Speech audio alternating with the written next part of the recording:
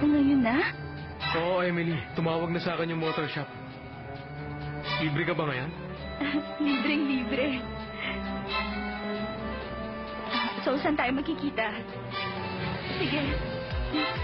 Okay.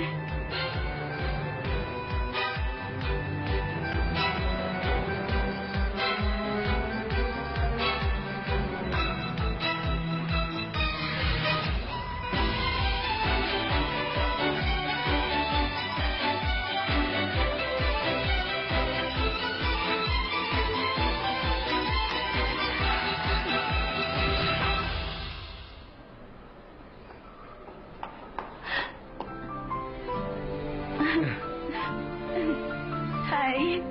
Emily. Kanina ka pa nandito? Hindi. Ang bilis mo nga eh. Lakad na tayo? Mhm. Oh, teka. Halika Sasakay na. tayo dyan? Bilisan mo. Baka maiwan tayo. Uy, timing ah. Exciting, no? Oo nga. Oh, mag-iingat ka. Napagod ka, no? Okay lang ako. Ang worry ko lang naman, yung kaibigan mo. Kasi baka nagalit siya sa ginawa ko. Wala kang dapat problemahin. Nakaschedule na kasi ang motor niya for tune-up. Sabi nga niya, maswerte na nakasira nun. Siguro ang bait ng kaibigan mong yun. Oo, mabait nga yun. By the way, tinawagan ako ni Grace Ann, yung isang department head. May hiniram ka raw na damit sa kanya? Kanino mo pinagamit? Kasi gusto niyang malaman kung sa isang guest dito sa hotel. Hindi, sa iba. Ang pinapasabi niya kung espesyal talaga ang taong yon para pagsuotin mo ng gown. Baka pwede raw niyang makilala kung sino yon. Dahil baka pwede niyang gawing kliyente. Sino yun?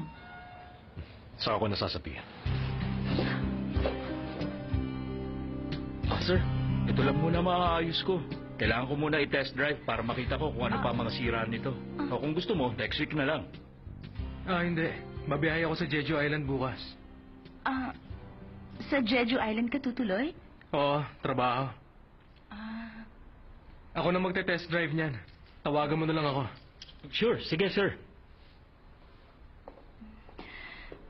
Uy, sorry talaga. Teka. May paraan para makabawi ka. Kasi nagugutom na ako. Ha? Sige. Salamat po. Wow! Teka muna. Sa Sunday, asin at chili powder ang the best. Sigurado ka doon? Oo, natutunan ko yun nung bata pa ako. Sige na nga. Try nga natin.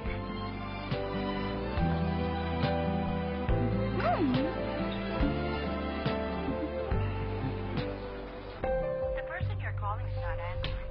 Please leave your message after you hear the beep. The person you're calling is not answering. Please leave your message after you hear the beep. The person you're calling is not answering. Please leave your message after you hear the beep.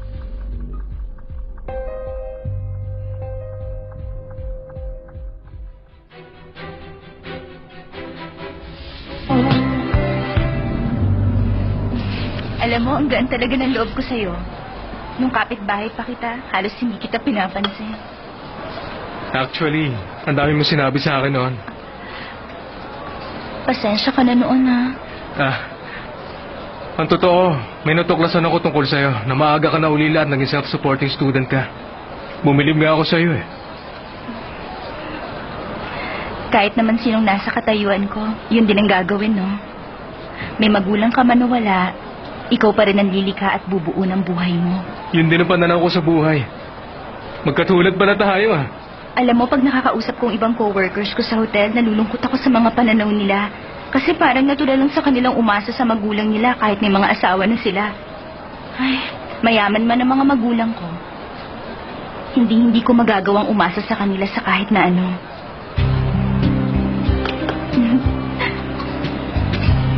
Oh, kain na.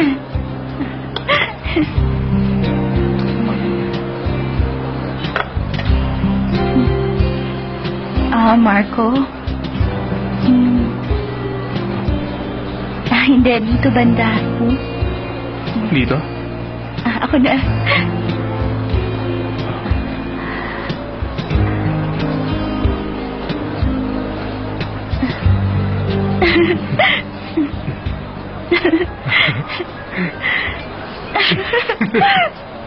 Kumain ka na nga.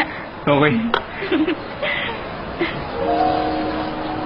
Pagmasdan ang tanawing ito, Maggie, mula sa ibabaw ng bundok.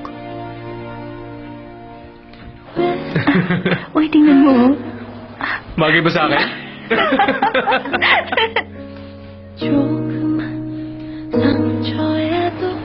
Ayan, why not?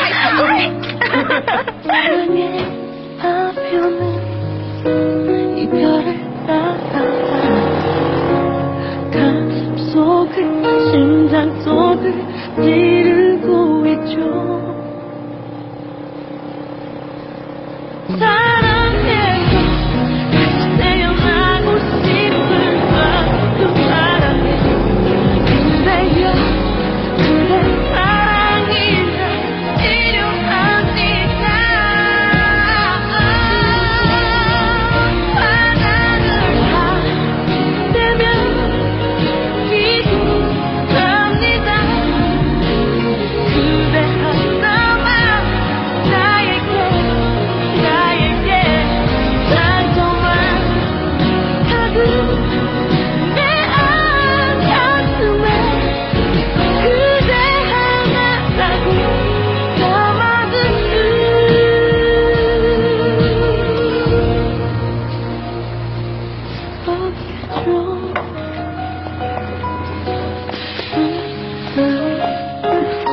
Mabigat ba? Tulungan kita. Hindi na. Akin na tong isa. Huwag na, kaya ko naman eh. Sure ka? Oo. Sige. Alam mo, Marco, ito na yata ang pinakamasaya kong araw dito sa Korea. Nakasakay ako sa motorsiklo, nakakain ng masasarap na pagkain, at nakapag-shopping pa. So, nag-enjoy ka? Sobra. Ay, saka nakakatawang panoorin ng mga street vendor habang abala sila sa kanilang trabaho. Hindi mo ba sila inobserbahan nun? Ang totoo, ikaw ang mas inobserbahan ko. Kasi nakakatuwa ka. Oh, salamat ha. Well, at least napasaya rin kita ngayong gabi. Happy na ako ron.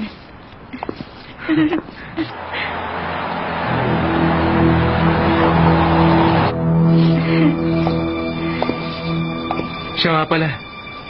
Yung ice cream. Ha? Hindi ba bumili ko ng ice cream para kay Jamie? Wala ka noon sa bahay. Kaya tinabi ko muna. Kaso lang inubos ni Nathan. Okay lang yan. Sandali lang ha. Hintayin mo ako rito.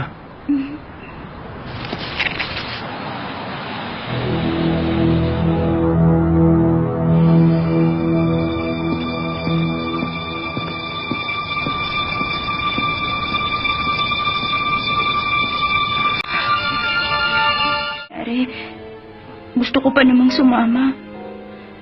Inabangan ko pa ang tawag mo. Ang akala ko pa nga, nagkaroon ka ng ibang appointment. Naalala mo yung sinabi mo nun sa akin? Emily? Oh my gosh! Hello, Marco. Akalain mo yun, kasama rin pala kayong dalawa. Oo, sinabi ko naman sa'yo dito kami tutuloy. Eh, ikaw naman, ba't nandito ka? Dahil yun sa green tea. May VIP guest tayo nagre-request ng Jeju Islands green tea, kaya ako nandito. Nakakuha ka na? Oo, kukumustahin ko lang sana si Jamie. Sabihin siya niya. Siguro naiinis ka tuwing maulap ang panahon. Hindi ah. Mas gusto ko nga yun. Lalo na kung maulan at maulap ang paligid. Napati na ang mga eroplano, hindi na makalipad. Kasi mas matagal kong makakasama ang mama ko. Kailangan ko na magpahinga. Matulog ka ng mahimbing. Thanks. Good night. Teka.